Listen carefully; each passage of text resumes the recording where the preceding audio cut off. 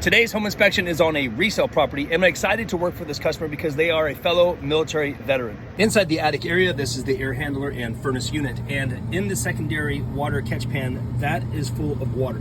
That's pretty important to have repaired as soon as possible, because if the primary is blocked and then the secondary also gets blocked at the drain pipes, then that means the water could overflow into the attic. Next, let's take a look at the foundation structure. This is a post tension or PT slab. You can tell by the stamp that it's in the garage. It is actually very common to find hairline shrinkage cracks on the concrete stem walls and slab. What would not be common is if those hairline shrinkage cracks are found on both the interior and exterior side of the home at the same spot, which this one does appear to do. That doesn't exactly mean that there is a structural issue here, but it does mean that they probably should have that looked at by a foundation specialist. Now, what I'm about to show you is several different defects, which independently may not be an issue, but the fact that they're all right next to the same exact area of the home may be an indication that there's something going on if you tie them together. Defect would be hairline separation cracks along the ceiling and walls. See that pretty common in most homes.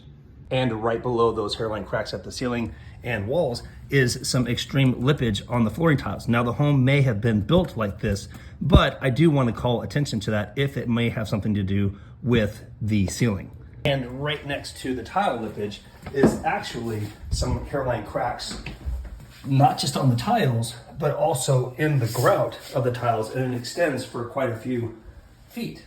And right above that is a door that sticks along the top of the frame. Now, independently, if I were to look at these separate, I probably wouldn't be too concerned because these are defects that I find on quite a few homes. But if I tie all those together because they are in the same vicinity of the home, then I would recommend maybe having it looked at by a licensed contractor or structural engineer.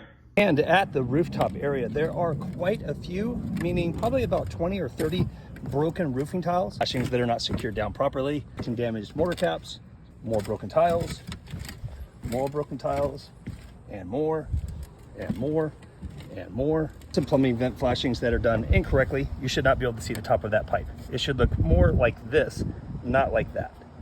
If you are not familiar with the tile roof and how it's designed and how it works, so these are the roofing tiles. They help shed water, but this is not the water barrier. Actually, underneath it is what's called the underlayment, and that is the waterproofing barrier. That's what protects the home from leaks. The tiles are designed to protect the underlayment from the sun and UV rays and weathering, but these do help shed water, but this is the waterproofing barrier. The fact that there are so many broken, displaced, and damaged roofing tiles means that there is potential underlayment damage at those areas, so we do need to replace these tiles. I hope all of this information was informative and educational, and don't forget to follow for more.